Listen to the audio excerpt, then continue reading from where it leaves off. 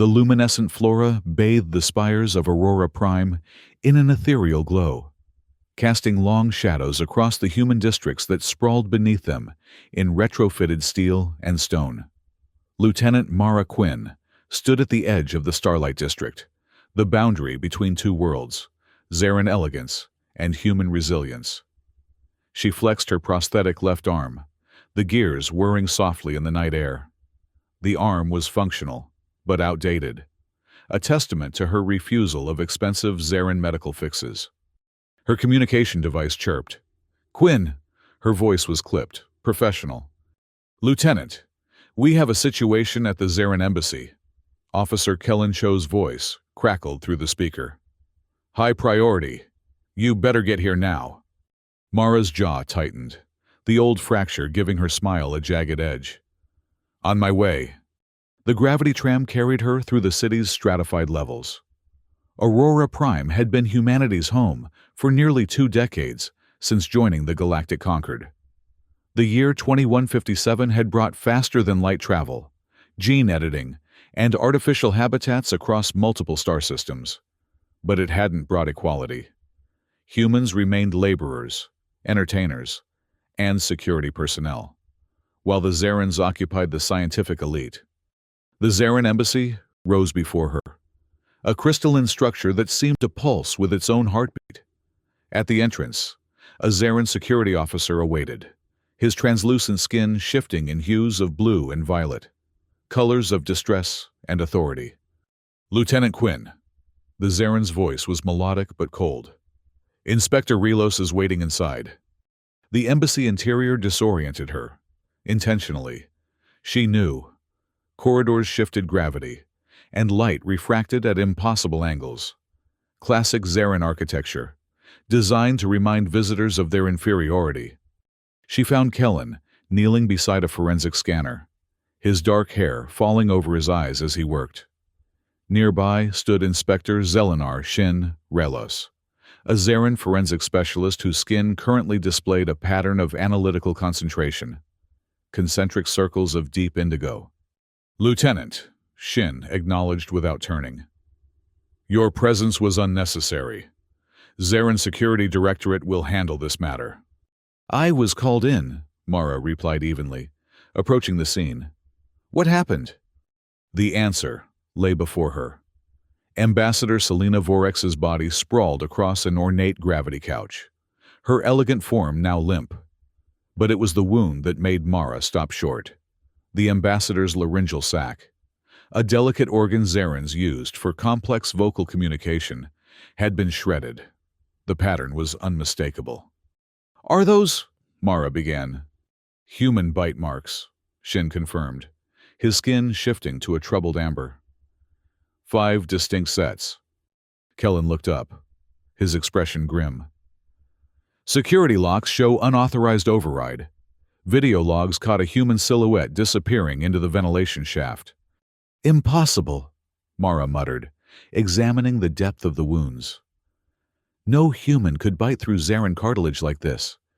"Evidence suggests otherwise," Shin said coldly. "This case will be transferred to the Zarin Security Directorate immediately. Zarin victims deserve Zarin justice." Mara straightened. "This crime occurred on property within the human-run district. Aurora Prime Security Force has jurisdiction." "A Zarin diplomat was murdered. Galactic Concord protocols supersede local authority." Their standoff was interrupted by a holographic projection materializing between them. Supreme Counselor Zarek Tovit, his aged face solemn, skin rippling with authoritative gold patterns. "Inspector Relos is correct," Zarek declared. "This matter must be handled exclusively by Zarin authorities to preserve interstellar diplomatic integrity. Lieutenant Quinn, your services are not required." Mara stepped forward. "With respect, Counselor, The hologram dissolved, conversation terminated. Shin's expression remained unreadable, but Mara caught a flicker of discomfort in his skin patterns. "You are dismissed, Lieutenant." Mara held her ground. "I don't answer to you, Inspector. I'll continue my investigation through APSF channels." She turned to Kellen. Send me everything we've gathered so far. Outside the embassy, Mara leaned against a wall, the weight of implications settling over her. If humans were responsible for this assassination, Aurora Prime risked expulsion from the Galactic Concord, tens of thousands of human lives thrown into chaos. Her communication device chirped again. Kellen's voice was hushed. Mara, I've found something.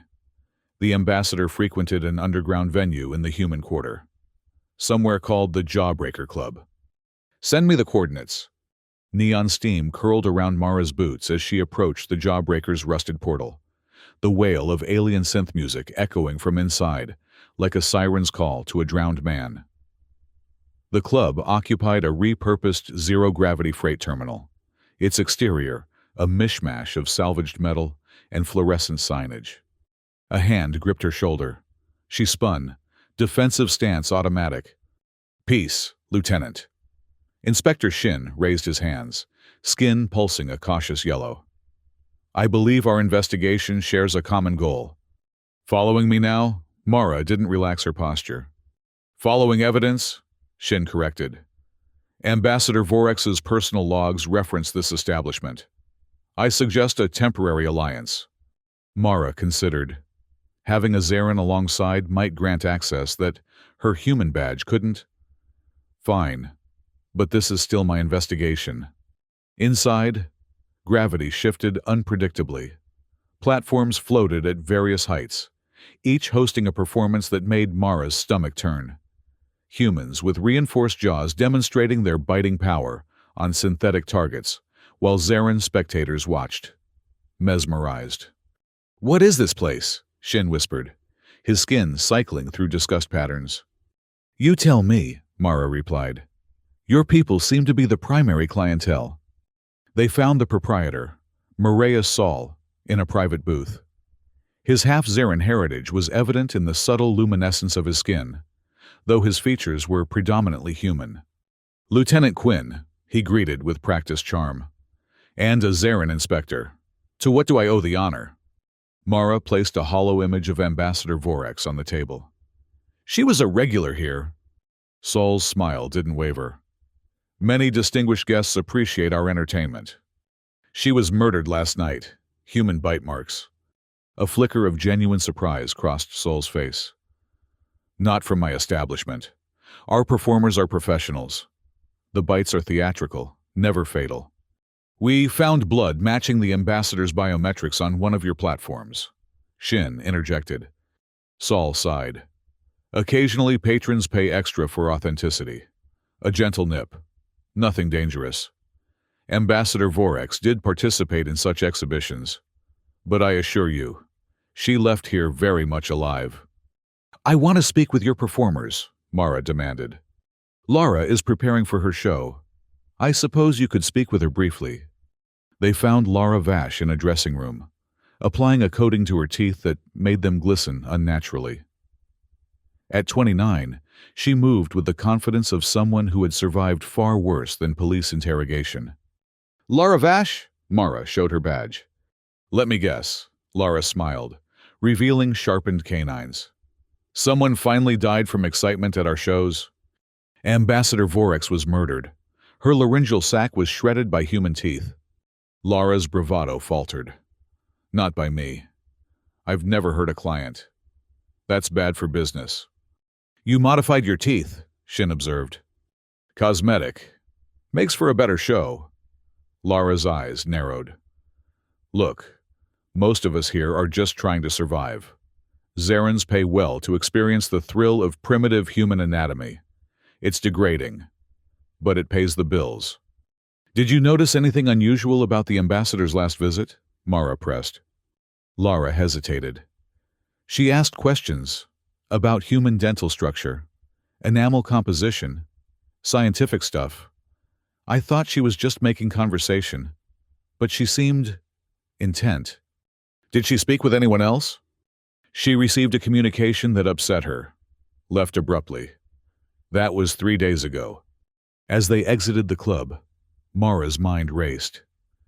The ambassador was researching human teeth. Why? Perhaps mere scientific curiosity, Shin suggested, but his skin betrayed uncertainty. I need access to her personal residence, Mara decided. Impossible, Shin began, then paused. His skin cycled through conflicted patterns. However, I could grant temporary access, for thoroughness. Following encrypted financial records, they traced Ambassador Vorex's off-hours residence to the upscale Opal Heights neighborhood. The apartment appeared ordinary at first glance. Zarin aesthetic mingled with hints of human art. An unusual cultural blend. Look for anything related to her research, Mara instructed, running her hand along a bookshelf. The shelf shifted under her touch, revealing a hidden panel. Behind it lay a laboratory, smaller than institutional facilities but impressively equipped. Jars containing human tooth samples lined one wall. Lab notes filled holographic displays. Crestfall syndrome, Shin read from a terminal, his skin paling to ashen gray. She was researching a cure. What's Crestfall syndrome? Mara asked, examining a molecular model hovering above a workstation. A degenerative condition affecting Zarin cartilage cells. Irreversible, fatal. Shin's voice grew quiet. My sister died from it 2 cycles ago. Mara scrolled through the research logs. It says she found an enzyme in human dental enamel that halts cartilage decay in preliminary tests. Impossible, Shin whispered. But his skin betrayed hope. A rare lavender pattern Mara had never seen on a Zarin. According to this, she was preparing to petition the Zarin Medical Directorate to begin cross-species trials. Mara looked up. This would force acknowledgement of human biological worth. A politically dangerous position, Shin observed. Many in the Conquered Council believe acknowledging human value threatens Zarin superiority. A notification appeared on Mara's communication device. Kellen had intercepted encrypted communications between Counselor Zarek and someone named Dr. Elira Neris. We need to find my sister, Mara said suddenly. She works at a Zarin biotech firm. She might be able to decode these transmissions. Your sister, Shin's skin registered surprise. Tessa Quinn. She's a bioengineer apprentice. Before Shin could respond, Mara's device erupted with an emergency signal. Tessa's voice came through, breathless and terrified. Mara, someone's in the lab. They're destroying everything. They tried to... The connection cut. Mara was already moving. We need to get to Biosynth Tower. Now. They arrived to find the laboratory in chaos. Equipment shattered. Research terminals destroyed. Tessa huddled in a corner. A defensive pulse weapon clutched in her trembling hands. Mara! She lowered the weapon, relief flooding her face. Are you hurt? Mara embraced her sister. Just scared. They came out of nowhere. Zarin Security Directorate uniforms. But no identification. They were wiping research data. Tessa gestured to a terminal. I managed to lock down some files before they got to them. What kind of research? Shin asked, approaching cautiously. Tessa eyed him warily. Who's this? Inspector Relos. He's helping me investigate Ambassador Vorex's murder. Tessa's eyes widened. The ambassador was murdered? That explains. I found unauthorized transmissions in our system. Someone sent schematics for human-modeled dental implants to high-ranking Zarin military addresses. Dental implants, Mara echoed. Advanced ones, designed to replicate human bite strength and enamel composition. Tessa pulled up fragmented files. The specs are unlike anything I've seen. They could puncture Zarin cartilage easily. The implications settled over them like a shroud. Someone's creating weapons based on human teeth, Mara said slowly, and killing anyone who discovers the truth. We need to secure this evidence, Shin decided, his professional detachment cracking, and decode those intercepted communications. With Tessa's help, they decrypted the messages between Counselor Zarek and Dr. Elira Neris. The content confirmed their suspicions. A conspiracy to sabotage Ambassador Vorex's research and frame humans for her murder, providing justification for tighter restrictions on human citizens. We need a secure facility for this data, Mara determined. Somewhere neither Zarin nor human authorities can access easily. The abandoned subway tunnels under Opal Heights, Tessa suggested. They're shielded from most scanning technology. I'll arrange the transfer, Shin offered, his skin now a resolute blue. My authority should provide enough cover. As they prepared to move the evidence, Mara felt a weight of responsibility. She had recommended her sister for the position at the biotech firm, never imagining it would place her in danger. Now, Tessa's life and the future of human-Zarin relations hung in the balance. "Why help us?" Mara asked Shin quietly, while Tessa gathered equipment. "This could destroy your career." Shin's skin rippled thoughtfully. "I've seen similar conspiracies before. I always looked away. My sister might have lived if Ambassador Vorex's research had been available sooner." His gaze met hers. Some truths transcend species loyalty. The abandoned subway tunnels beneath Opal Heights were a relic of early colonial days, now forgotten by most Aurora Prime residents. The ancient infrastructure created natural Faraday cages, perfect for their clandestine meeting. Mara, Shin, and Tessa arrived first, establishing a secure transfer point for the research data. The rendezvous with Kellen was set for midnight. "Once we have everything, what's our next move?" Tessa asked, setting up a portable terminal. "We expose everything," Mara replied. "Counselor Zarek's conspiracy, the ambassador's research, the dental implant weapons, all of it." "The Conquered Council won't simply accept our evidence," Shin cautioned. "Zarek has too much influence." "Then we bypass the council, go directly to the public, human and Zarin." A noise echoed from the tunnel entrance, footsteps, multiple sets. Mara drew her weapon. "That's not Kellen." Commander Yelis Morrow emerged from the shadows, flanked by 6 Zarin Security Directorate operatives. His imposing figure blocked the tunnel, bioenergy baton glowing ominously in his hand. "Inspector Relos," Morrow's voice echoed against the subway walls. "Your betrayal disappoints the council." "This isn't betrayal," Shin replied steadily. "It's justice." "Justice?" Morrow scoffed. "Protecting humans who murdered a diplomat. You've been compromised." "The ambassador wasn't killed by humans," Mara interjected. "She was assassinated to prevent her research from revealing that human biology could save Zarin lives." "Lies," Morrow hissed, advancing. "Surrender the humans and your punishment may be lenient. Relos." "Run," Shin whispered to Mara and Tessa. "Take the east tunnel. I'll hold them off." "Not happening," Mara responded, taking position beside him. The firefight erupted in flashes of energy and deafening echoes.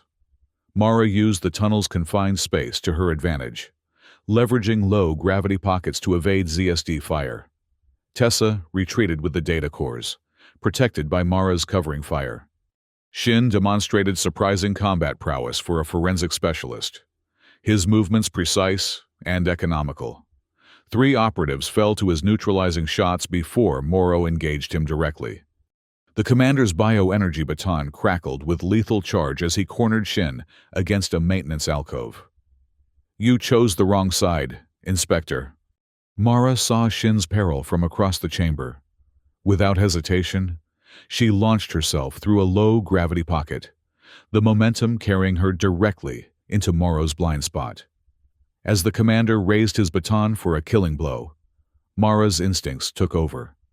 Her teeth sank into Morrow's carotid membrane, a reflexive, desperate attack. The Zarin's delicate physiology yielded instantly. Morrow staggered, his skin cycling through shock patterns before fading to the gray of death. The remaining ZSD agents retreated, faced with their commander's unexpected demise. Silence fell over the tunnel, broken only by ragged breathing. "You bit him," Shin stated, disbelief coloring his voice. Mara wiped her mouth, tasting the strange metallicity of Zarin blood. "I didn't think. I just reacted." Tessa emerged from hiding, clutching the data cores. "It worked because it was unexpected. Zarins have no natural defense against human bite pressure." We need to move, Shin decided, recovering his composure. They'll return with reinforcements. Using Shin's security clearance, they accessed a public broadcast node in an abandoned communications hub. There, they transmitted everything. The intercepted communications revealing Zarek's cover-up, Dr. Neris's illegal bioengineering, and Ambassador Vorex's groundbreaking enzyme research. The response was immediate and overwhelming. Public feeds exploded with reaction as both human and Zarin citizens absorbed the revelations. Security forces loyal to Counselor Zarek attempted to suppress the broadcasts, but the information had already spread too widely. Within hours, the Galactic Concord Tribunal announced formal proceedings against Counselor Zarak on charges of high treason and genocide conspiracy. Dr. Elira Neris was taken into custody for medical experimentation and murder. Commander Morrow's death was ruled an unfortunate casualty of his own aggression. As dawn broke over Aurora Prime, Mara stood in a hospital room where Tessa received treatment for minor injuries sustained during their escape. Shin entered, his skin displaying the calm blue of resolution. "It's done," he announced. "The tribunal has ordered Ambassador Vorex's research to continue under joint human-Zarin oversight. Your sister has been appointed liaison to the project." Mara nodded, relief washing over her. "And the counselor?" Facing the highest penalties. His defense crumbled when Dr. Neris agreed to testify against him. Shin paused. "The Zarin High Council wishes to offer you a position as head of a new human-Zarin joint forensics unit." Mara considered this, running a hand over her prosthetic arm. "I think I'll decline. I'd rather mentor other human officers who might face similar challenges. There's still a lot of prejudice to overcome." "A wise choice," Shin agreed. "I've accepted promotion to Chief Investigator for Zarin Interstellar Affairs. Perhaps our paths will cross professionally again." "I'd like that," Mara admitted, surprising herself with the sincerity in her voice. 6 months later, Mara visited the newly inaugurated Aurora Prime Biogenetic Hospital, where Zarins and humans lined up together for experimental treatments derived from Ambassador Vorex's research. Through a viewing window, she observed a Zarin child receiving a human-derived enzyme infusion, the parent's skin displaying patterns of cautious hope. Shin joined her at the observation balcony, his formal attire indicating he had come from a council meeting. "First successful human-Zarin clinical trial," he noted. 200 Crestfall patients already showing improvement. "Hard to believe it all started with teeth," Mara remarked. "My people once believed natural weapons would forever remain obsolete in our advanced society." Shin reflected. The irony that a human bite would save thousands of Zarin lives is not lost on the Council. Mara responded with a small grin, her slightly jagged teeth catching the light. "We're dangerous in unexpected ways." Above them, Aurora Prime's twin moons rose, casting a soft glow over a city where two species, once divided by prejudice and fear, began forging a genuinely shared future. In laboratories across the planet, human dental samples were being studied with newfound respect, and in government chambers, human representatives sat alongside Zarin counselors. The universe, Mara realized, had a peculiar sense of balance. What one civilization deemed primitive could become another's salvation, and sometimes the most natural weapons proved the most powerful of all. "You know," Shin said as they watched the city lights below, "the new dental research facility needs a security director, someone who understands both worlds." "Are you offering me a job, Inspector?" Mara raised an eyebrow. "Merely suggesting possibilities." "Lieutenant." His skin rippled with amusement. "Though I admit, having someone with your bite would be reassuring." Mara laughed, the sound echoing across the observation deck. Perhaps there was a place for her in this new world after all, not as a symbol of human defiance, but as a bridge between two species, learning to recognize each other's strength. As she left the hospital that evening, Mara caught her reflection in a polished wall panel. The jagged smile that had once symbolized her rejection of Zarin influence now represented something else entirely. The unexpected power of being precisely who and what she was, without apology or pretense. Somewhere in the city, her sister was continuing Ambassador Vorex's work. Humans were beginning to walk with new confidence, and Zarins were reconsidering millennia of assumptions. All because of teeth, simple, primitive, overlooked teeth. Mara touched her scarred jaw lightly. Some weapons, it seemed, were hidden in plain sight all along.